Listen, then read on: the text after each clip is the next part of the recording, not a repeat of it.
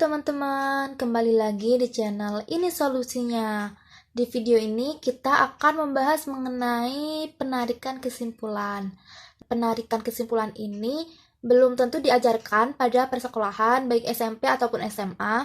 Makanya kita akan membahas mengenai penarikan kesimpulan untuk bekal nanti jika akan menghadapi soal pada seleksi perguruan tinggi negeri dan seleksi sekolah-sekolah kedinasan. Yuk simak lebih lanjut mengenai penarikan kesimpulan. Nah, penarikan kesimpulan itu ada dua cara. Yang pertama itu ketika kita akan menghadapi soal dan dilakukan dengan cara logika matematika. Kemudian yang kedua itu dengan metode himpunan. Nah, ciri-cirinya gimana cara membedakan untuk kedua cara ini? Nah, jika ada soal yang ada jika maka, misalnya jika hari ini cerah, maka aku akan pergi ke luar kota. Nah, itu kan ada jika maka. Nah, kalau ada jika maka, itu memakai logika matematika. Nah, metode himpunan itu digunakan ketika ada soal semua sebagian gitu. Misalkan, semua siswa kelas 10 memakai kacamata gitu. Ada soal seperti itu. Kemudian ada sebagian siswa yang memakai kacamata tidak berjilbab gitu. Nah, itu penarikan kesimpulannya itu memakai metode himpunan. Kalau yang ada jika maka, terus ada kata atau, ada kata dan, itu pakai logika matematika gitu ya. Di video ini kita akan membahas yang logika matematika terlebih dahulu. Metode himpunan akan dibahas di part 2 di video selanjutnya. Oke, logika matematika.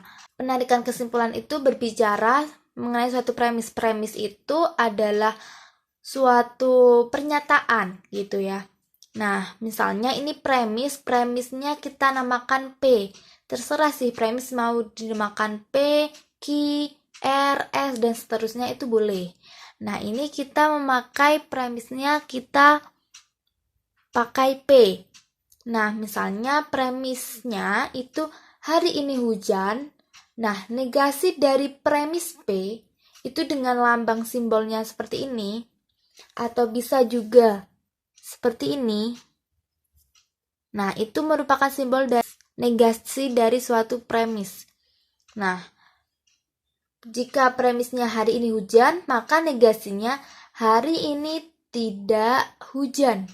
Gitu ya, bukan hari ini cerah gitu, bukan, tapi pakai tidak aja, ngikut sama suatu premisnya. Nah, jika negasi maka dikasih tidak gitu, hari ini tidak hujan gitu. Nah, kemudian ada implikasi. Implikasi itu P tanda panah Q, itu dibaca jika P maka Q. Misalnya, jika hari ini cerah, maka aku ke mall, gitu ya, misalnya. Nah, ini dari jika hari ini cerah, itu disebut premis P. Kemudian maka ini merupakan simbol dari tanda panah ini. Kemudian aku ke mall itu Q. Nah, kemudian jika inverse dari suatu implikasi, maksudnya inverse dari jika hari ini cerah, maka aku ke mall. Nah, ini berarti P-nya dinegasi, Q-nya juga dinegasi. Berarti dari suatu kalimat ini, jika di inverse, maka menjadi jika hari ini tidak cerah, maka aku tidak ke mall. Gitu. Kemudian jika ada converse itu dari suatu P ke Q ini menjadi Q ke P, dibalik ya. Jadi converse dari jika hari ini cerah, maka aku ke mall, menjadi aku ke mall jika, maaf ya, ini ada jika aku ke mall, maka hari ini cerah. Gitu ya, karena ini kita tandain aja, jika hari ini cerah itu P, ini suatu tanda panah, ini adalah ki gitu. Ini ki ke P berarti ki-nya dulu aku ke mall, maka hari ini cerah. Itu. Kemudian ada namanya kontraposisi. Nah, kontraposisi ini dari suatu pernyataan implikasi menjadi dibalik, kemudian dinegasi. Q-nya pindah depan, P-nya pindah belakang, dan dinegasi keduanya. Berarti menjadi, jika aku tidak ke mall,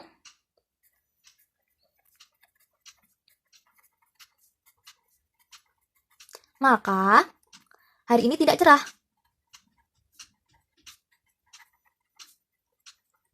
Itu.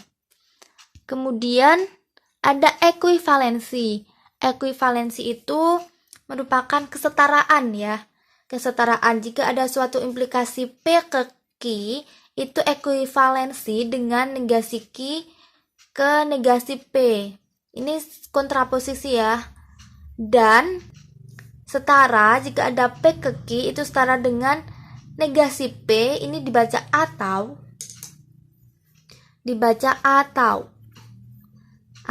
ki gitu. Maksudnya gimana maksudnya? Jika ada suatu pernyataan, jika hari ini cerah, maka aku ke mall. Ekuivalen dengan suatu pernyataan yang dirubah polanya seperti ini dan seperti ini. Nah, ini kan yang depan ini kan merupakan suatu kontraposisi ya. Rumusnya sama. Berarti yang ini, pernyataan yang ini sama pernyataan jika aku tidak ke mall, maka hari ini tidak cerah. Itu merupakan ekuivalen, setara. Nah, contoh yang kedua ini, ekuivalensinya berarti menjadi negasi P. Negasi P itu ini ya. P dinegasi berarti jika hari ini tidak cerah,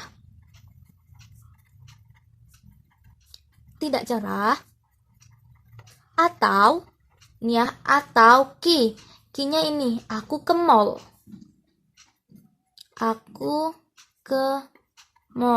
Gitu. Nah, berarti intinya pernyataan yang ini, kemudian pernyataan yang ini, dan pernyataan ini, itu merupakan suatu ekuivalensi, setara gitu, pernyataannya setara. Oke, lanjut lagi. Kalau mau menarik kesimpulan dengan ciri-ciri seperti ini, ada jika maka, atau ada kata atau. Nah, ini bisa pakai 3 cara ini. Modus ponen dengan premis pertama, misal jika P maka Q, premis keduanya P, maka kesimpulannya menjadi Q. Yang ini coret-coret menjadi Q. Kemudian modus tolen, jika ada suatu premis pertamanya jika P maka Q, kemudian premis yang keduanya negasi dari Q, itu kesimpulannya, ini simbol kesimpulan ya. Kesimpulannya adalah negasi P. Ini coret-coret asalkan yang P-nya dikasih negasi gitu. Kemudian kalau silogisme, itu jika ada suatu premis pertama jika P maka Q, dan premis kedua jika Q maka R, berarti Q ini dicoret dan kesimpulannya adalah jika P maka R gitu. Oke, kita langsung ke contoh soal aja biar lebih paham. Nah, contoh soal yang pertama, inverse dari pernyataan jika hujan turun, maka jalan di depan sekolah becek adalah.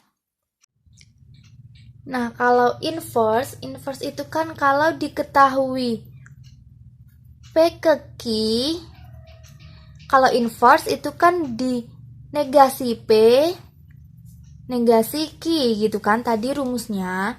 Nah, jika ada soal jika hujan turun, maka jalan di depan sekolah becek. Berarti jika hujan turun ini sebagai P, maka sebagai tanda panah, jalan di depan sekolah itu jadi Q ya.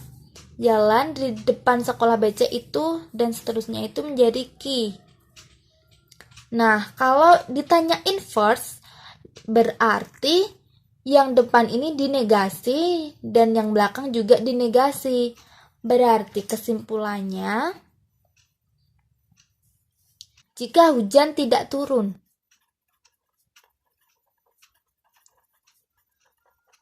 maka jalan di depan sekolah tidak becek.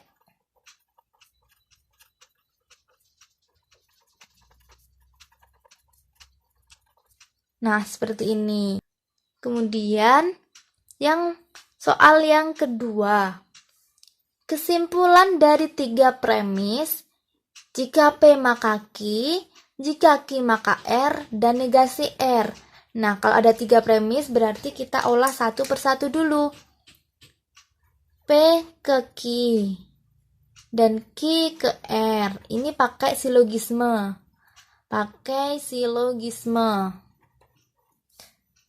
Nah, kesimpulannya itu kan ini dicoret-coret gitu kan. Tadi menjadi P ke R. Nah, tinggal ada premis yang ketiga. Premis ketiga negasi R. Gitu. Nah, kalau ada soal yang seperti ini kan pakai modus tollens. Nah, caranya ini coret-coret, negasinya pindah ke atas. Negasi P. Gitu. Jadi, kesimpulan dari 3 premis ini adalah negasi dari suatu P. Kemudian yang soal nomor 3, pernyataan majemuk. Jika hari ini hujan, maka sungai meluap. Ekuivalen dengan, berarti ini sebagai P, tanda panah, Q, gitu.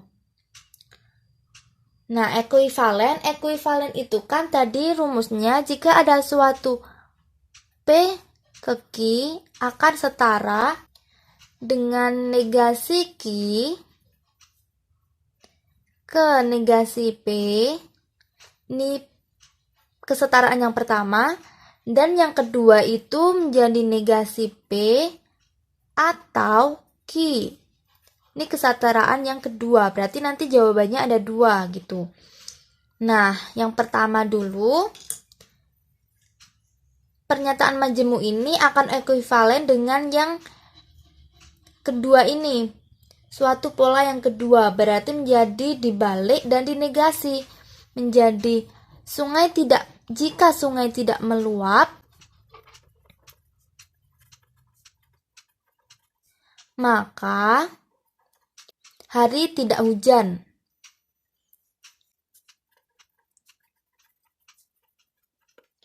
Nah, kemudian yang kesetaraan yang kedua, itu yang P-nya dinegasi. Berarti, jika hari tidak hujan, maka Q, ini kan, maaf, salah ya, ini tanpa jika ya. Hari tidak hujan atau Q-nya sungai meluap. Gitu. Ini maaf ya. Nah, berarti pernyataan majemuk jika hari ini hujan maka sungai meluap akan ekuivalen dengan pernyataan yang pertama, jika sungai tidak meluap maka hari tidak hujan. Dan pernyataan yang kedua, hari tidak hujan atau sungai meluap. Gitu. Kemudian soal yang nomor 4, premis pertama, jika X kuadrat kurang dari 4, maka min 2 itu kurang dari X kurang dari 2. Premis yang kedua, X kurang dari sama dengan min 2 atau X lebih besar sama dengan 2. Nah, ini premis yang pertama itu jika ini, berarti ini sebagai P. Ya, ini sebagai P. Kemudian yang ini sebagai Q. Ini tanda panahnya. Nah, yang premis kedua ini kan kebalikannya dari ini ya. Dari Q. Kebalikannya dinegasi. Kita kerjainnya gini aja dulu. Biar tidak bingung, kita olah dulu min 2 sama 2. Min 2 sebelah kiri, 2 sebelah kanan. Nah, Q itu kan X-nya di antara min 2 dan 2. Berarti di sini adalah Q. Ya kan? Di sini adalah Q. Nah, premis yang kedua ini X-nya kurang dari sama dengan min 2. Kurang dari sama dengan berarti kan ke kiri. Atau X-nya lebih besar sama dengan 2, berarti kan ke kanan. Nah, yang premis kedua ini premis 2. PR2 gitu ya singkatnya. PR2 itu di luar Q. Berarti premis yang kedua ini adalah negasi dari suatu Q. Gitu. Nah, ini kan baru kita analisis dari premis pertama jika P maka Q, premis keduanya negasi Q. Nah, berarti menjadi seperti ini. Kesimpulannya, ini kan pakai modus tollens ya, seperti ini. Nah, ini bisa dicoret-coret asal negasinya masuk ke P. Gitu. Berarti kesimpulannya itu kan pakai negasi P, berarti ini P dinegasi berarti X kuadratnya akan lebih besar sama dengan 4 karena dinegasi. Kalau hanya P itu X kuadrat kurang dari 4, dan kalau dinegasi akan berubah menjadi X kuadrat lebih besar sama dengan 4 gitu. Nah, ini adalah kesimpulannya. Jika P-nya adalah X kuadrat kurang dari atau sama dengan 4, misalnya P-nya kurang P-nya ini sama dengan X kuadrat kurang dari sama dengan 4, maka negasi dari P itu akan menjadi X kuadrat lebih besar dari 4 gitu.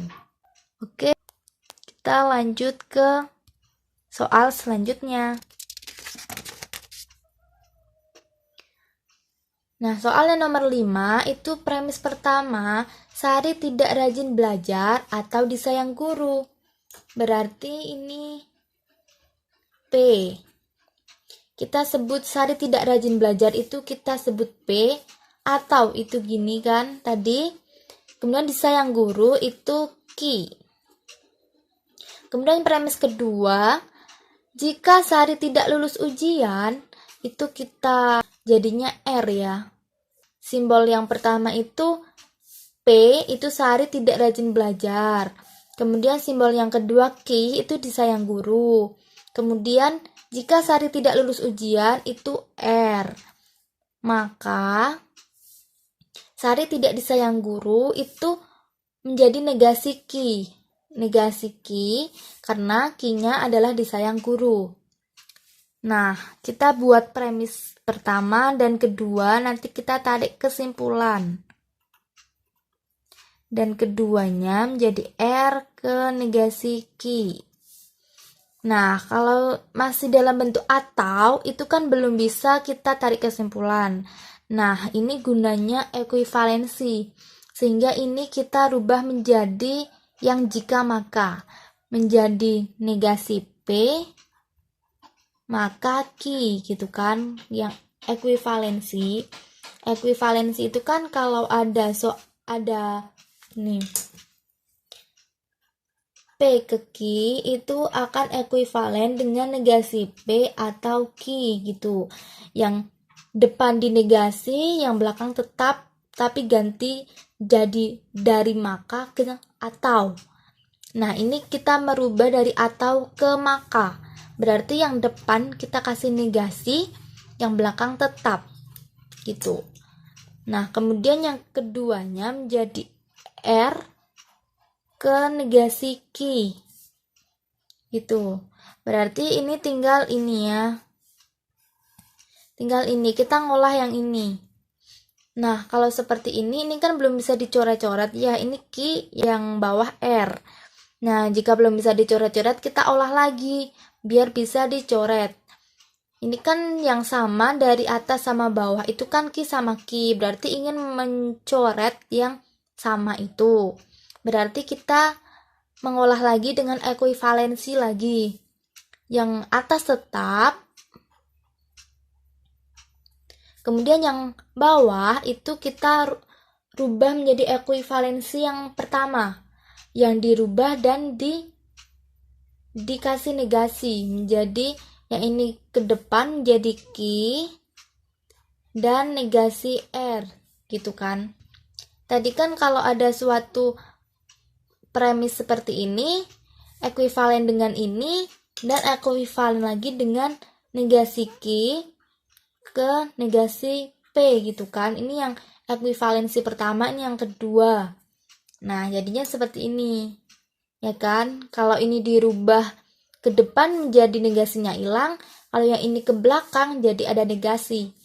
Nah, ini udah bisa nih ditarik kesimpulan, ini dicoret-coret menjadi negasi P ke negasi R. Nah, tinggal kita nyusun kata-katanya. Kesimpulannya,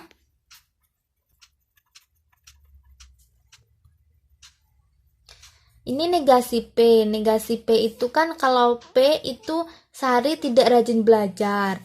Maka negasi P-nya ini kan udah ada kata tidak. Berarti tidaknya hilang kalau dinegasi. Menjadi Sari rajin belajar. Maka ini ada jika ya. Jika Sari rajin belajar, maka dari negasi R. R-nya itu kan Sari tidak lulus ujian, maka negasi R-nya menjadi Sari lulus ujian. Nah, kesimpulan dari dua premis ini adalah jika Sari rajin belajar, maka Sari lulus ujian. Nah, lanjut ke soal yang nomor 6. Premis yang pertama, jika Rudi rajin belajar, maka ia menjadi pandai. Ini adalah P, ini tanda panah, Ki. Kemudian jika Rudi menjadi pandai, berarti kan lanjutannya ini ya, ini menjadi pandai Ki. Berarti Rudi menjadi pandai itu adalah Ki. Maka ia lulus ujian. Ini suatu simbol baru R. Nah, di sini Rudi tidak lulus ujian, berarti negasi dari R. Negasi dari R. Nah, kita susun. Yang pertama itu jika P maka Q. Yang kedua itu jika Q maka R. Kemudian yang ketiga itu negasi dari R. Ini seperti tadi ya soalnya. Nah, premis 1 dan 2 dulu. P ke Q ke R itu kita coret-coret menjadi P ke R. Lanjut ke premis yang ketiga adalah negasi R. Nah, ini pakai modus tollens. Modus tollens. Ini coret-coret, yang atas dikasih negasi P. Nah, maka kesimpulannya negasi P, P-nya Rudi rajin belajar, maka dinegasi Rudi tidak rajin belajar. Nah, seperti ini. Terima kasih sudah menonton video ini. Sampai jumpa di video-video selanjutnya.